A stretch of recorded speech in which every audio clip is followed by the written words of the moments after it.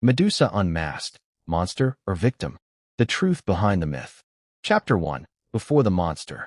For thousands of years, Medusa has been remembered as a monster, a woman with snakes for hair whose gaze could turn anyone to stone. But according to the later version of her story, Medusa was once a beautiful mortal woman. Her tragedy began when Poseidon, god of the sea, became interested in her. In Ovid's version of the myth, Poseidon sexually assaulted Medusa inside Athena's temple. And then came the cruelest part. Instead of punishing Poseidon, Athena transformed Medusa. Her beautiful hair became living snakes. Her face became terrifying. Her eyes gained the power to turn anyone who looked directly at her into stone. Medusa was no longer seen as a woman. She became a monster. But this raises a disturbing question. Why was the victim punished for what happened to her? Perhaps Medusa's transformation was not simply a physical curse. It represented the moment society stopped seeing her as a person and began seeing her only as something to fear. Chapter 2. The Woman Who Became a Monster. After her transformation, Medusa was isolated from the world. People feared her. Heroes wanted to destroy her. Her past disappeared behind her terrifying appearance. This is what makes Medusa's story so tragic. Her beauty, which once attracted attention, became irrelevant. Nobody cared about the woman she had been. They only saw the monster she had become. And yet, Medusa's curse also gave her extraordinary power. Her gaze became a weapon. Anyone who tried to approach her could be destroyed.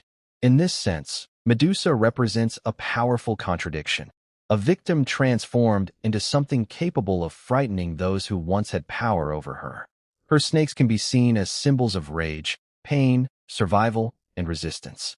But mythology rarely tells the story from Medusa's point of view. Instead, it prepares another character to enter the story. Perseus. Chapter 3. Perseus and the Final Battle.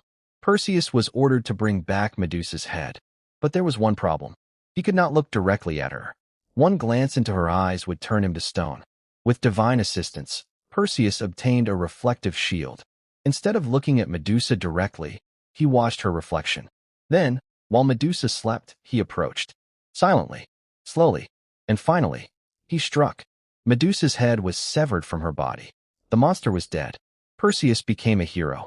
But from another perspective, the scene looks completely different. To Perseus, Medusa was a deadly monster. To Medusa, Perseus was simply another person coming to take her life. This is the uncomfortable question hidden beneath the heroic legend.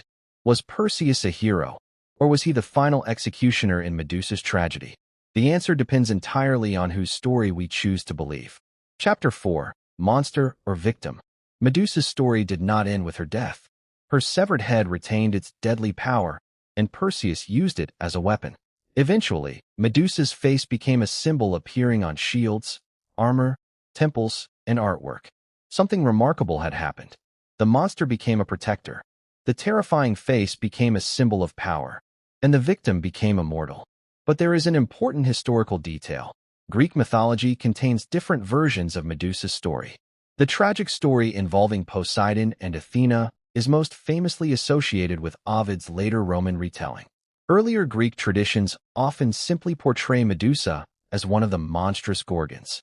So was Medusa really a victim? Or was she always a monster? Perhaps the most powerful answer is that Medusa is both, depending on which version of the myth we choose. But maybe the real tragedy is not that Medusa became a monster.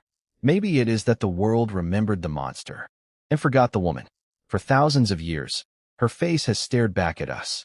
Perhaps this time, we should look closer.